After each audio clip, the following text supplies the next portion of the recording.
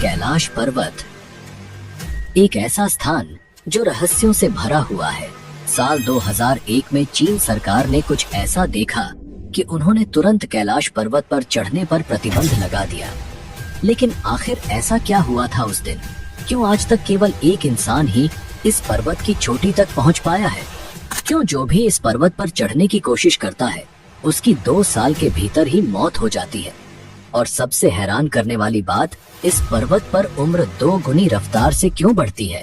क्या सच में कैलाश पर्वत के नीचे शंभाला नाम का एक प्राचीन शहर छुपा हुआ है? अमेरिकी संस्था नासा ने इस पर्वत पर कुछ ऐसा देखा जिसने उनके वैज्ञानिकों के होश उड़ा दिए। और जब चीन ने कैलाश पर्वत पर हेलीकॉप्टर भेजा तो उसके साथ क्या हुआ? इन सभी प्रश्नों और अनसुलझे रहस्यों को हम आज के इस वीडियो में उजागर करेंगे। तो जुड़े रहिए, क्योंकि जो आप जानने जा रहे हैं वो आपकी सोच से भी परे है। भारत और चीन के बीच 1962 का सीमा विवाद एक भयंकर युद्ध में तब्दील हो गया और इसमें भारत को भारी नुकसान उठाना पड़ा। इस युद्ध के परिणाम स्वरूप चीन ने भारत की लगभग 72,000 वर्ग मील जमीन पर कब्जा कर लिया और इसी दौरान कैलाश पर्वत का क्षेत्र भी चीन के नियंत्रण में चला गया। 1962 के चीन युद्ध के बाद जब पूरा देश सदमे में था, तब संसद में देहरादून के सांसद महावीर त्यागी ने तत्कालीन प्रधानमंत्री जवाहरलाल नेहरू से एक ऐसा सवाल पूछा जो आज भी इतिहास के पन्नों में दर्ज है। महावीर त्यागी ने सीधे सीधे नेहरू से सवाल किया, आपके देखते ही देखते चीन ने हमारी 72,000 वर्ग मील जमीन पर कब्जा कर लिया। आप उसे कब वापस दिला रहे हैं? नेहरू का जवाब आज भी लोगों के दिलों में गूंजता है। उन्होंने कहा, जो जमीन चली गई वो चली गई। वैसे भी वो जमीन बंजर थी, उस इलाके में घास का तिनका तक नहीं उगता। इस पर महावीर त्यागी भड़क गए और उन्होंने एक अनोखा और तीखा जवाब दिया। उन्होंने अपना गंजा सिर नेहरू की ओर करके कहा, यहाँ भी कुछ नहीं उगता, तो क्या मैं इसे भी कटवा दूं? उस दौर में भी यह चर्चा होती थी कि भारत को कम से कम कैलाश मानसरोवर का क्षेत्र मुक्त कराने की कोशिश करनी चाहिए। यह देश का दुर्भाग्य था कि सरदार वल्लभ भाई पटेल का 1950 में निधन हो गया और नेहरू पर यह दबाव बनाने वाला कोई नहीं था। दुनिया की सबसे ऊंची चोटी माउंट एवरेस्ट, जिस पर अब तक 7,000 से भी ज्यादा लोग चढ़ चुके हैं, उससे 2,200 मीटर कम ऊंचाई वाले कैलाश पर्वत पर आज तक सिर्फ एक इंसान को छोड़कर कोई फतह हासिल नहीं कर पाया है। इसके बारे में हम आगे बात करेंगे। यह अद्भुत पर्वत अपनी रहस्यमय और आध्यात्मिकता से भरी कहानियों के लिए जाना जाता है। पौराणिक कथाओं के अनुसार कैलाश पर्वत के पास प्राचीन धन के स्वामी कुबेर की नगरी स्थित है। मान्यता है कि जो व्यक्ति अपने जीवन काल में अच्छे और पुण्य कर्म करता है, उसकी आत्मा को मृत्यु के बाद कैलाश पर्वत पर स्थान प्राप्त होता है। यही कारण है कि इसे दुनिया के सबसे अद्भुत और पवित्र पर्वतों में से एक माना जाता है। समुद्र की सतह से 6,718 मीटर ऊंचा कैलाश पर्वत हिंदू, बौद्ध और जैन धर्म के अनुयायियों के लिए अत्यंत पवित्र है।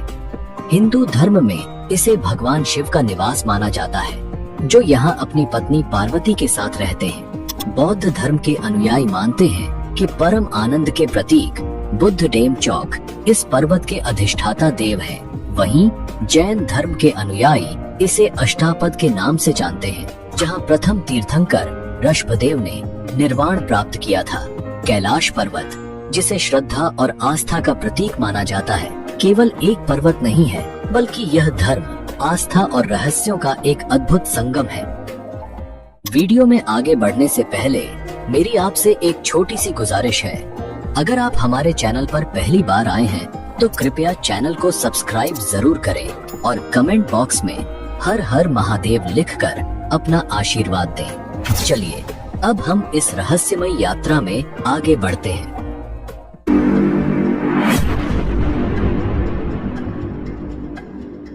साल था 1999, जब रूस के विशेषज्ञ एर्नस्ट मुल्दाशिफ और उनकी टीम ने कैलाश पर्वत के रहस्यों को जानने के लिए एक साहसिक कदम उठाया। उनकी पर्वतारोहण टीम में भूविज्ञान, भौतिकी के विशेषज्ञ और इतिहासकार शामिल थे। इस दल ने तिब्बती लामाओं से मुलाकात की और कैलाश पर्वत के आसपास कई महीने बिताए। उस रहस्यमयी स्थान की गहराइयों को समझने के लिए। मुल्दाशिफ ने अपनी इस यात्रा का विस्तृत विवरण अपनी किताब where do we come from में लिखा, जिसमें उन्होंने कैलाश पर्वत के बारे में चौंकाने वाले खुलासे किए। उनकी टीम इस निष्कर्ष पर पहुंची कि कैलाश पर्वत वास्तव में एक विशाल मानव निर्मित पिरामिड है, जिसका निर्माण प्राचीन काल में किया गया था।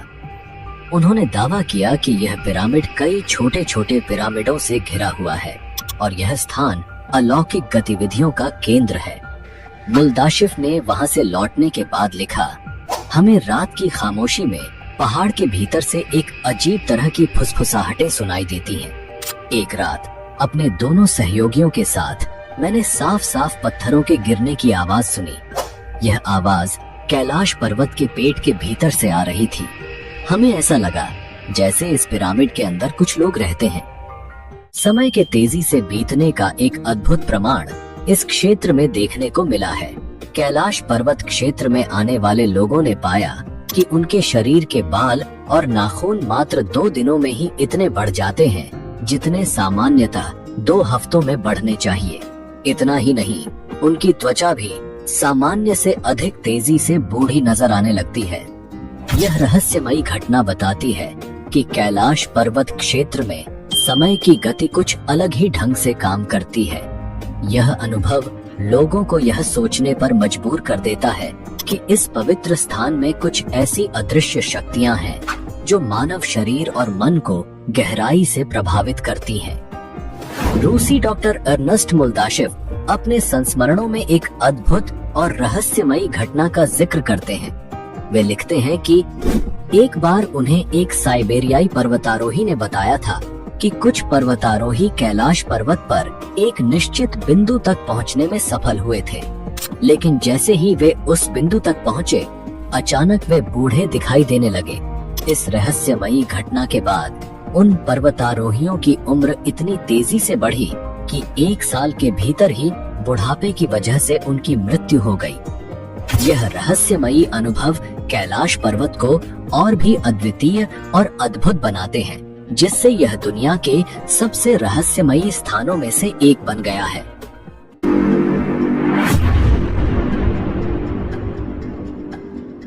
अब बात करते हैं कैलाश पर्वत के आधार पर स्थित 2 झीलों की, मानसरोवर और राक्षस ताल।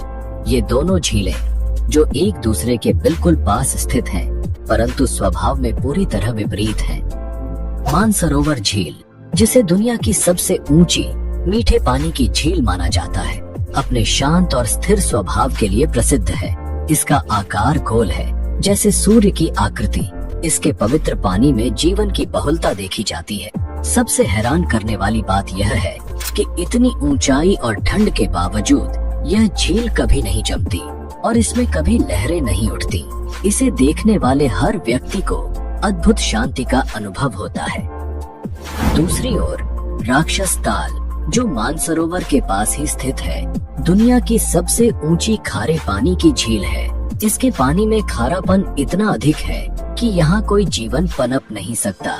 यह झील हमेशा उथल पुथल में रहती है, जैसे किसी आंतरिक बेचैनी से भरी हुई हो। कहते हैं कि राक्षस ताल का निर्माण स्वयं रावण ने किया था, जो भगवान शंकर के अनन्य उपासक थे।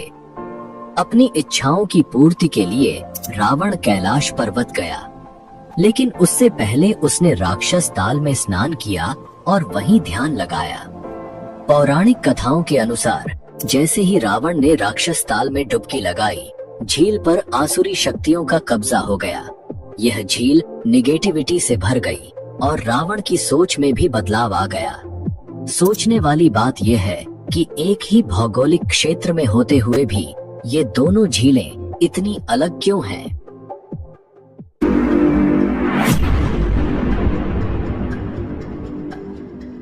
क्या आप जानते हैं कि कैलाश पर्वत और मानसरोवर झील के आसपास एक रहस्यमयी ध्वनि सुनाई देती है? जब आप इन पवित्र स्थलों के पास पहुंचते हैं तो ऐसा लगता है जैसे आसमान में कोई विमान उड़ रहा हो, लेकिन जब आप ध्यान से सुनते हैं तो ये आवाज बिल्कुल वैसी होती है जैसे किसी ने डमरू बजाया हो या फिर ओम की गूंज हो रही हो। वैज्ञानिक इसे प्राकृतिक घटना बताते हैं और कहते हैं कि शायद यह आवाज बर्फ के पिघलने से उत्पन्न होती है, लेकिन वहां जाने वाले कई साधक और यात्री मानते हैं कि यह ध्वनि केवल एक संयोग नहीं बल्कि एक दिव्य संकेत है। ऐसा कहा जाता है कि कैलाश पर्वत की शक्तिशाली ऊर्जा और वहां की आध्यात्मिक शक्तियां इस ध्वनि को जन्म देती है। क्या यह बर्फ के पिघलने की साधारण आवाज है या फिर ओम की दिव्य ध्वनि का चमत्कार? यह सवाल आज भी अज्ञात है और शायद यही कैलाश पर्वत के रहस्य को और गहराई से जोड़ता है।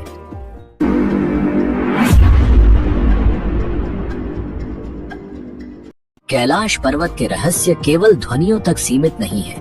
कई यात्रियों ने दावा किया है कि उन्होंने रात के समय कैलाश पर्वत पर 7 अलग अलग रंगों की रोशनियां देखी हैं। ये रोशनी इतनी तेज होती है कि हर वस्तु साफ साफ दिखाई देती है, मानो किसी अदृश्य शक्ति का प्रदर्शन हो रहा हो।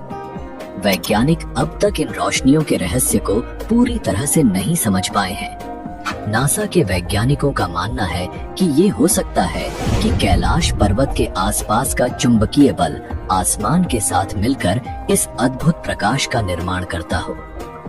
लेकिन क्या यह सिर्फ चुंबकीय शक्ति का खेल है या फिर कैलाश पर्वत की दैवीय शक्तियों का प्रतीक? यह सवाल आज भी अनुत्तरित है।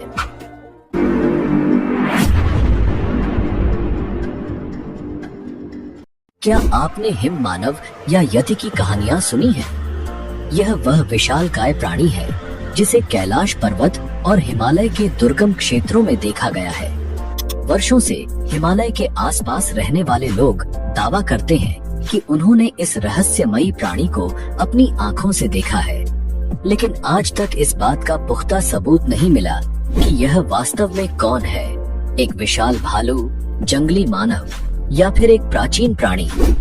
कई तिब्बती और नेपाली लोग मानते हैं कि यह हिम मानव कैलाश पर्वत के आसपास घूमता है। इसे यति कहा जाता है और इसके बारे में कई कहानियां प्रचलित हैं। कुछ इसे भूरा भालू कहते हैं तो कुछ इसे जंगली मानव। यहाँ तक कि यह माना जाता है कि यह लोगों पर हमला कर सकता है और उन्हें खा भी सकता है।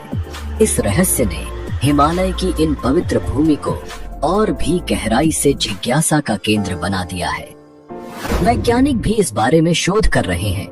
कुछ शोधकर्ताओं का मानना है कि हिम मानव वास्तव में निएंडरथल मानव के अवशेष हो सकते हैं जो अब तक इन बर्फीले क्षेत्रों में जीवित हैं। हालांकि यह सिर्फ एक परिकल्पना है, क्योंकि अब तक हिम मानव के शरीर या उसके जीवन के ठोस प्रमाण नहीं मिले हैं। विश्व भर के करीब 30 वैज्ञानिकों ने इस बात का दावा किया है कि हिमालय के बर्फीले इलाकों में हिम मानव मौजूद हो सकते हैं, लेकिन वे इसे साबित नहीं कर पाए।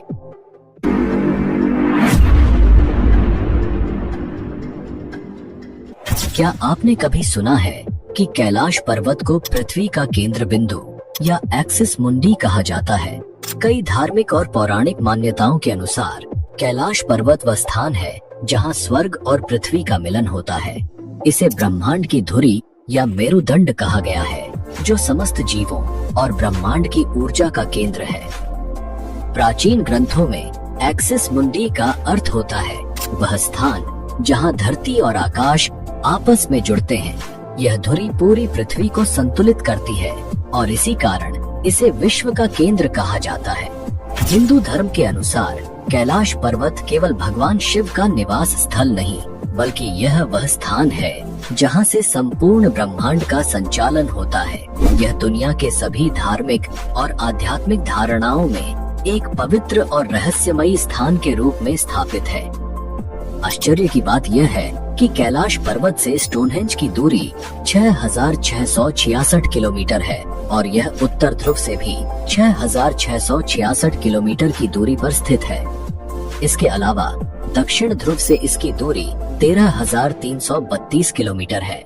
यह रहस्य और तथ्य कैलाश पर्वत को एक अनोखा और अद्वितीय स्थान बनाते हैं, जो केवल एक भौतिक पर्वत नहीं बल्कि ब्रह्मांड की शक्तियों का केंद्र है।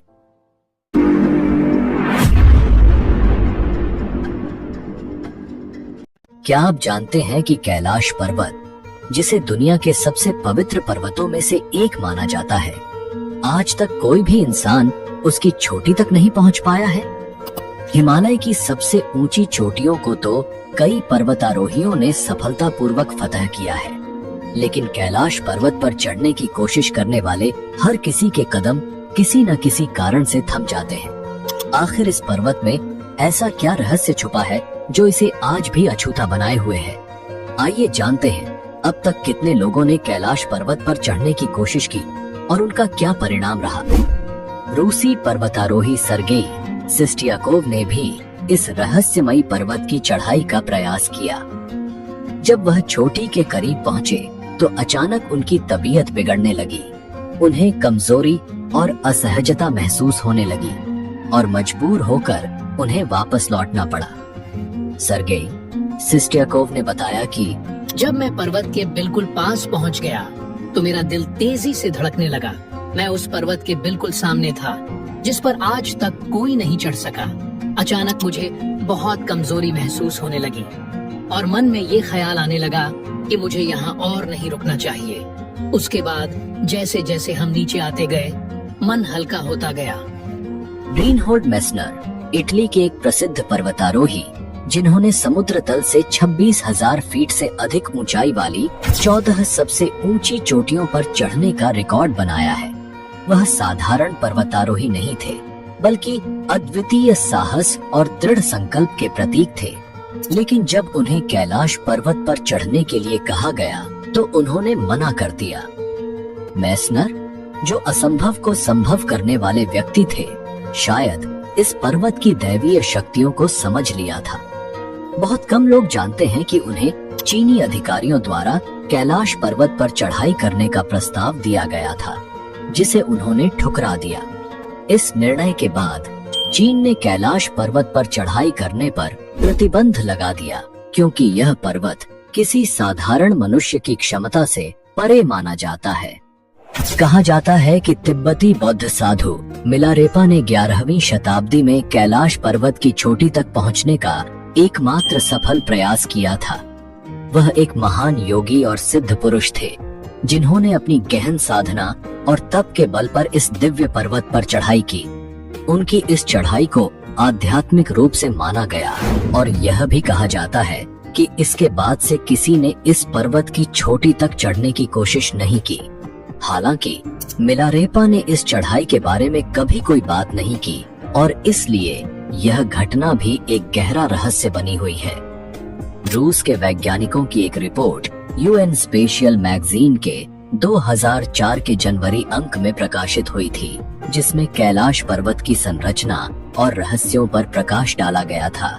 लेकिन आज भी इस पर्वत से जुड़े कई प्रश्न अनुत्तरित हैं। कैलाश पर्वत पर चढ़ने की आखिरी कोशिश साल 2001 में की गई थी। उस समय चीन ने अपनी ओर से स्पेन की एक पर्वतारोही टीम को कैलाश पर चढ़ने की अनुमति दी थी।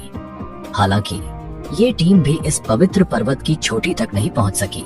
दुनिया भर के लोगों का मानना है कि कैलाश पर्वत एक अत्यंत पवित्र स्थान है और इस पर चढ़ाई करना देवताओं का अपमान होगा। इसी मान्यता के चलते इसके बाद कैलाश पर्वत की चढ़ाई पर पूरी तरह से प्रतिबंध लगा दिया गया। कैलाश हमें यह याद दिलाता है कि कुछ चीजें इंसान के दायरे से बाहर होती हैं। कुछ स्थान, कुछ रहस्य ऐसे होते हैं जिन्हें छूने के लिए केवल भौतिक ताकत नहीं, बल्कि एक गहरी आत्मिक ऊर्जा की जरूरत होती है। शायद इसलिए आज तक कोई कैलाश पर्वत की चोटी पर नहीं पहुंच सका, क्योंकि यह सिर्फ चढ़ाई नहीं, बल्कि आस्था और समर्पण का पर्वत है।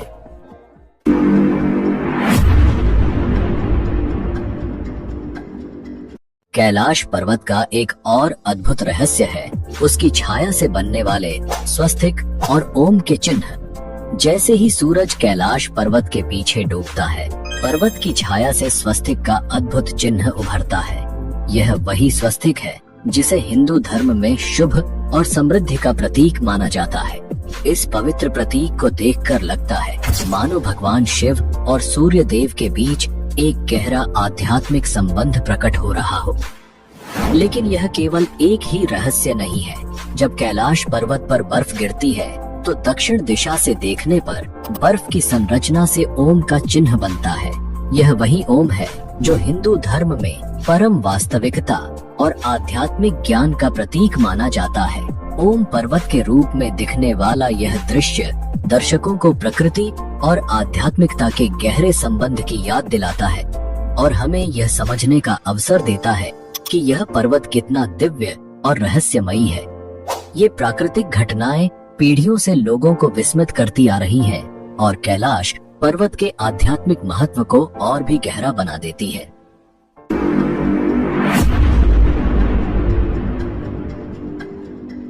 पौराणिक ग्रंथों में कैलाश पर्वत को स्वर्ग की सीढ़ी कहा गया है। यह माना जाता है कि रावण ने इस पर्वत पर स्वर्ग तक पहुंचने के लिए सीढ़ी बनाई थी, परंतु यह केवल रावण की ही कथा नहीं है। वेदों के अनुसार कैलाश पर्वत पृथ्वी और स्वर्ग के बीच की एक पवित्र धुरी है जो उन्हें जोड़ती है। महाभारत में भी इसका उल्लेख मिलता है, जहां पांडव अपनी पत्नी द्रौपदी के साथ मोक्ष की प्राप्ति के लिए कैलाश पर्वत पर चढ़ते हैं। यात्रा के दौरान एक एक करके सभी पांडव गिरते गए, परंतु युधिष्ठिर अपने सच्चे धर्म और निष्कलंक जीवन के कारण स्वर्ग में प्रवेश करने में सक्षम रहे। कैलाश पर्वत को पूर्णता का प्रतीक माना जाता है। इसकी 4 ढलानें कंपास की 4 दिशाओं का प्रतिनिधित्व करती हैं। शिष्यों का विश्वास है कि यह पर्वत वास्तव में स्वर्ग का प्रवेश द्वार है। इसकी दिव्यता और पवित्रता से यह स्थान एक अद्वितीय आध्यात्मिक धरोहर बन जाता है।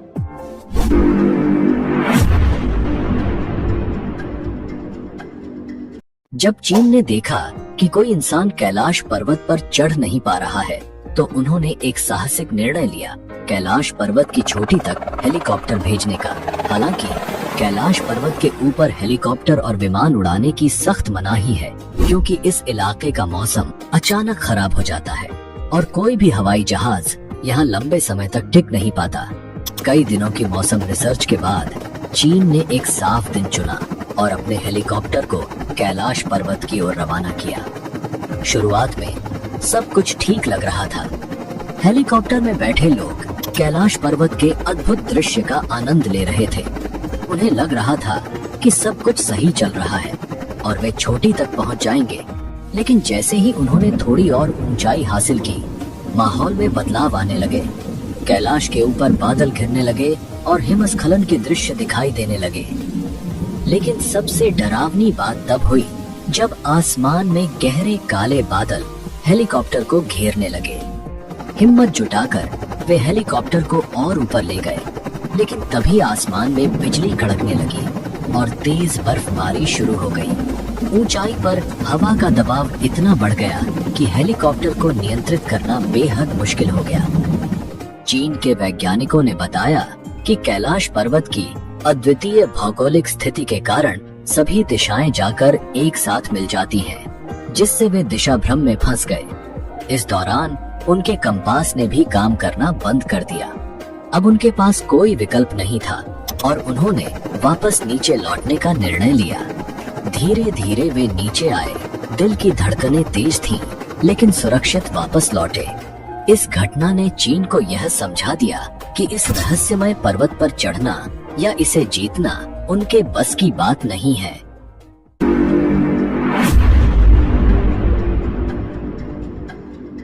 चीन की नाकामयाब कोशिश के बाद कैलाश पर्वत को लेकर अमेरिकी अंतरिक्ष एजेंसी नासा की उत्सुकता काफी बढ़ गई। 2015 में नासा ने अपने सैटेलाइट को कैलाश पर्वत पर पॉइंट करके गहन रिसर्च शुरू की। इस पर्वत के रहस्यों ने नासा के वैज्ञानिकों को भी चौंका दिया। निरीक्षण के बाद जो तस्वीरें नासा के वैज्ञानिकों ने साझा की, उनमें कैलाश पर्वत की एक रहस्यमयी परछाई दिखाई दी। इस परछाई को देखकर ऐसा प्रतीत होता है जैसे कोई विशाल आकृति ध्यान की मुद्रा में बैठी हो। इस अद्भुत दृश्य ने दुनिया भर के लोगों को चौंका दिया, क्योंकि इसे ज्यादातर लोग भगवान शिव की छवि से जोड़कर देख रहे थे। यह रहस्यमयी छवि कैलाश पर्वत की पवित्रता और उसके आध्यात्मिक महत्व को और गहरा करती है, जो आज भी मानवता के लिए एक अनसुलझी पहेली बनी हुई है।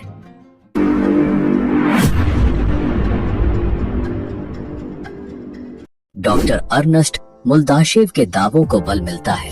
जब हम प्राचीन रशियन पेंटर निकोलस रोरिच की मान्यताओं को सुनते हैं, उनका भी विश्वास था कि कैलाश पर्वत के भीतर एक गुप्त और जादुई नगरी मौजूद है। इस रहस्यमयी नगरी का उल्लेख हिंदू और बौद्ध धर्म में भी मिलता है, जिसे शंभाला कहा गया है। शंभाला संस्कृत का एक शब्द है जिसका अर्थ है शांत जगह। विष्णु पुराण के अनुसार यही वह पवित्र स्थान है जहां भगवान विष्णु के अंतिम अवतार कल्कि का जन्म होगा।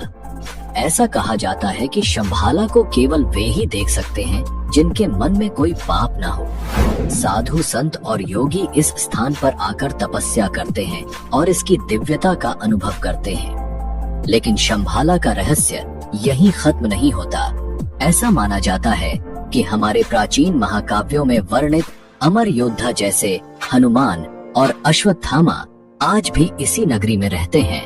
शंभाला के निवासियों के पास असाधारण बुद्धि और अत्याधुनिक तकनीक है जो हमारे लिए अभी तक एक कल्पना मात्र है। यहाँ के लोग टाइम ट्रैवल कर सकते हैं, टेलीपोर्ट कर सकते हैं और यहाँ तक कि एलियंस से संपर्क साध सकते हैं। उनके लिए कुछ भी असंभव नहीं है क्योंकि वे भविष्य को देख सकते हैं और समय की सीमाओं से परे हैं। कैलाश पर्वत के भीतर छिपी इस अद्भुत नगरी का रहस्य आज भी हमारे सामने एक अनसुलझी पहेली है जो हमें प्रकृति, आध्यात्मिकता और विज्ञान के बीच के गहरे संबंधों की ओर इशारा करता है।